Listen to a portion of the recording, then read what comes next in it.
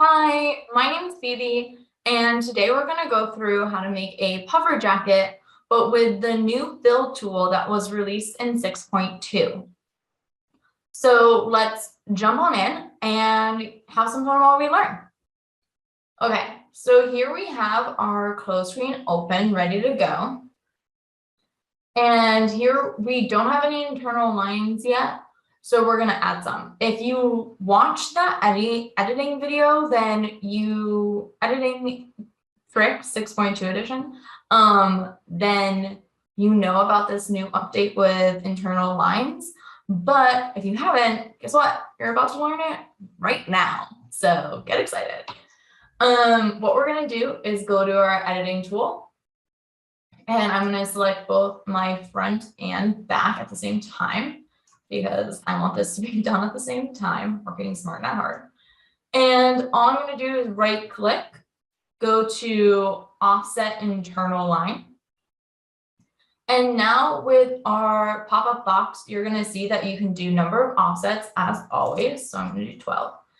And distance, now there's a drop down, so you could do all so that they all have the same distance as before. Or you can do individual so that each one has an individual distance. And that is the cool update. There's more, don't worry. So also with this offset, you can do offset from. So it can be previous or selected.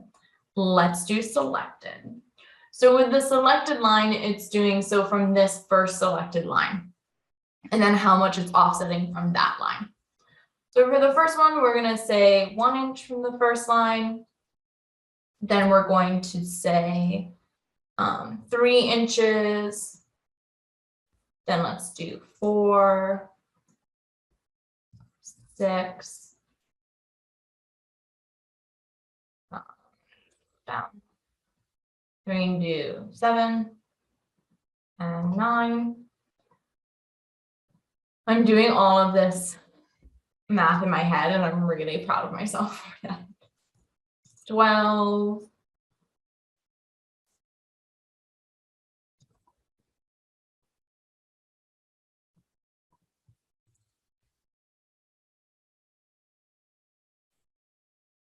You can start to see now that there's a preview, and you can start to see my vision for this.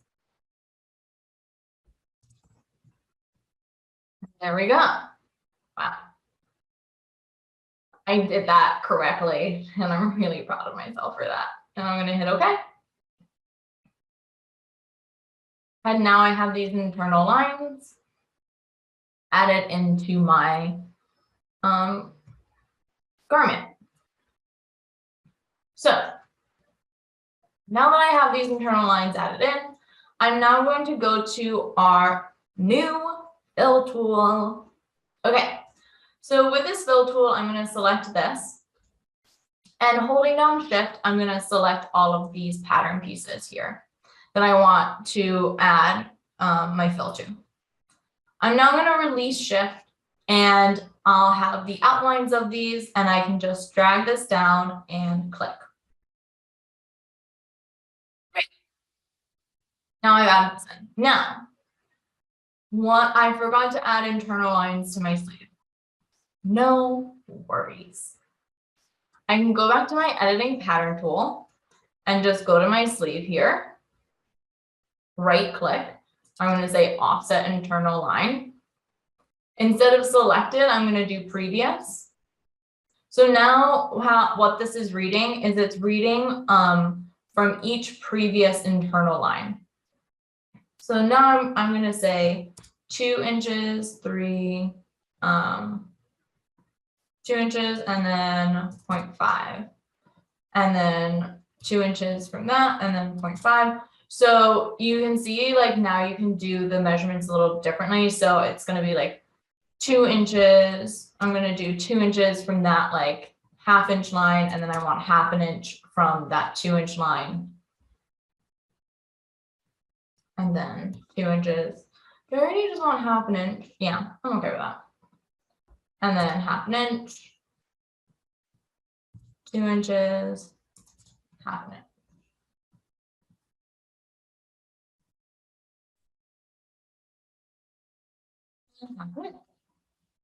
Okay, and you can see that the preview is all right here. I'm happy, I can hit OK. Now it's applied to all 4 pattern pieces, which is great. I'm going to go back to my fill tool now. So with my fill tool, I know when something's activated or when it's applying the fill because there's going to be a purple outline around it. So these internal lines that I just added do not have that purple outline on them or like line around them. That means they are not activated. They're gray. So I can just use my marquee box and click over all of them to then activate them all very quickly. I'm going to do the same to the other side.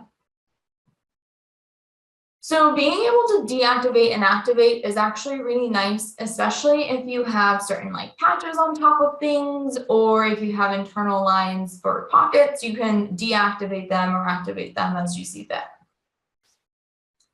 It's a really nice add-on that we should all be very happy about.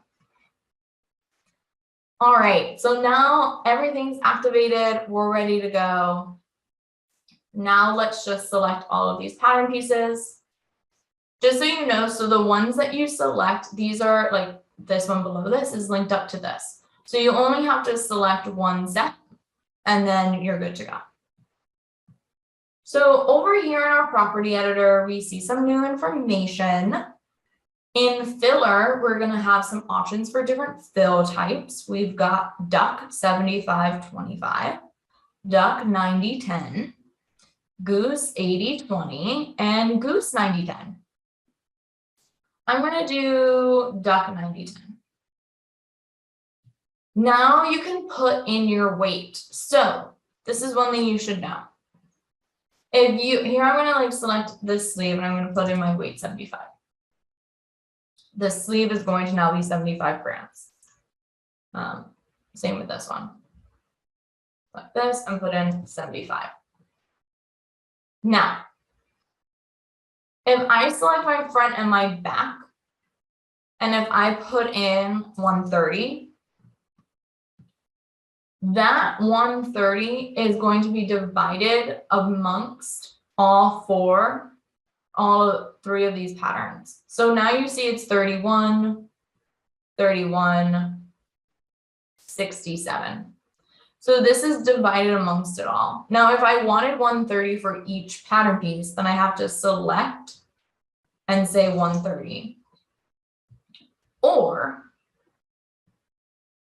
secret menu alert, get excited. I could just select all 3, go to my weight, right click, get a calculator. And I could have done 130 times 3 equals.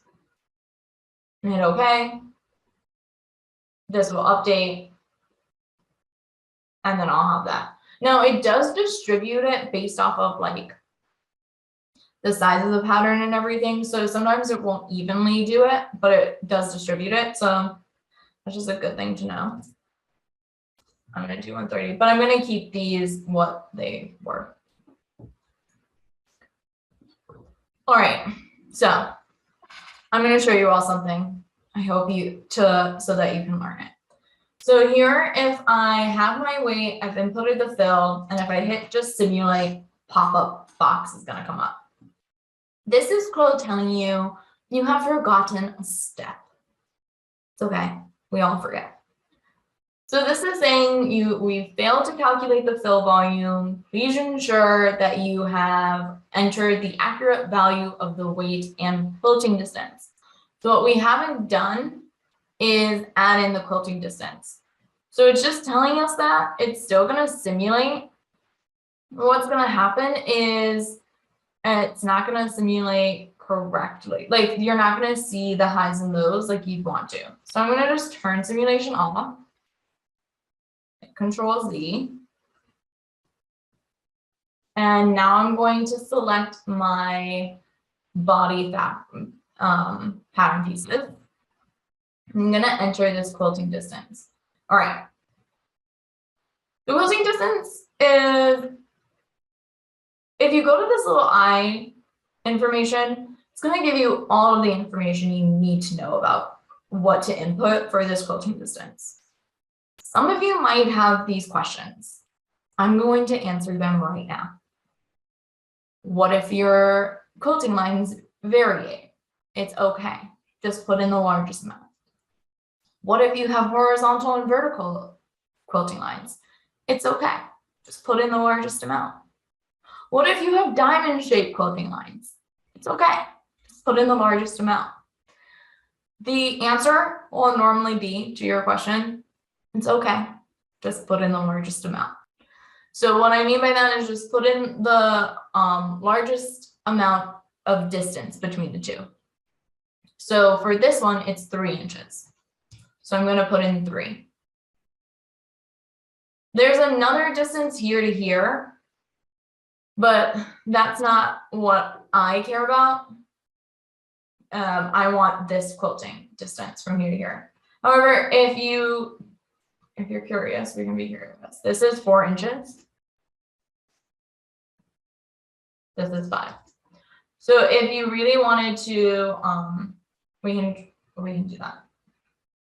So for here, I'll actually show you. So for the body pattern, for the front pattern pieces, we're going to stick with 3. For the back one, we're going to do 4.5. Okay. For the sleeve, for this one, we're going to do 2 inches. But for this one, we're going to do 5.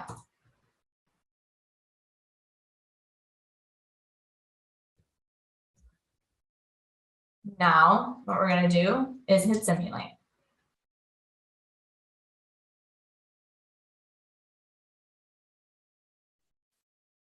Now you see the difference. So with the 5, what's happening is it knows this is the largest. So it knows that this largest one should be filled completely. And so it's taking that and then it's calculating all the rest. So you do see that there is a slight difference. Same with the back.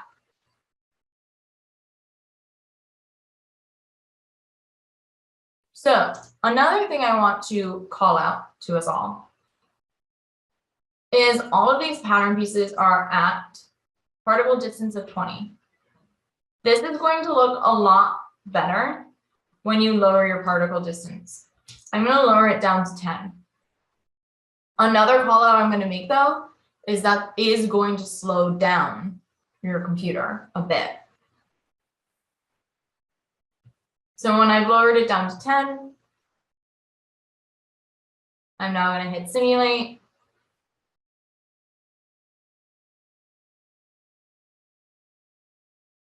And you're going to see even more of a difference between all of these. So again, this sleeve has a 5 quilting distance. This one has a 2. The front has a 3. The back, the back has a 4. So something like a 4 and a 3, you really don't start to see the difference. But for something of a 5 and a 2, you do. So just know that and know, like, put in what's best and what like you want the look to be like. So if it should actually be more consistent and like less of indents and difference, like this one is, then you should put in 2. But if it should have a lot of a difference, then you should put in the truest largest amount.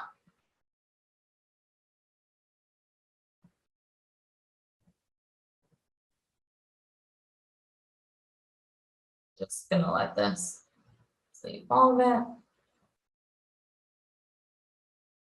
But as you can see, having it at 10, it does slow it down a bit. Okay, another thing I want to call out. When you're out of the fill tool and you select a sleeve, you're then going to your property editor.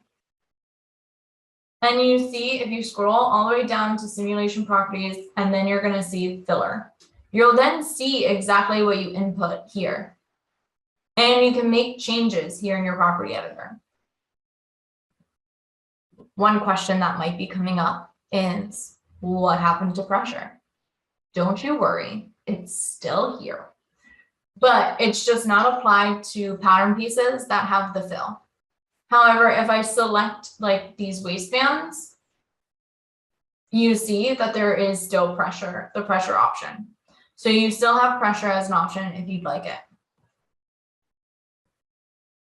One final thing that we can cover is, I'm going to select these pattern pieces, not these. And I'm going to scroll up. Here we have realistic quilting lines. I can check this. Actually, let me just check on the front. I'm going to check on the front for realistic quilting lines. What this is going to do is it's going to add a little bit more realism to the quilting. And you'll be able to see the difference between this and your sleeves. It does slow down your computer a bit, just a heads up. But you can start to see how this looks a little bit more realistic and everything. This, especially versus this. Then all we have to do is add in some fabrics, change some stuff around, and jump into our render window, and you can get something that looks just like this with our new fill tool. I hope you enjoyed this video. If you have any questions, please write them down in the comment section. Somebody will get back to you. Please don't forget to like and subscribe. As I've said before, we have a lot of great content here, and you can learn just so much. Thanks so much for watching, and I hope you enjoyed everything.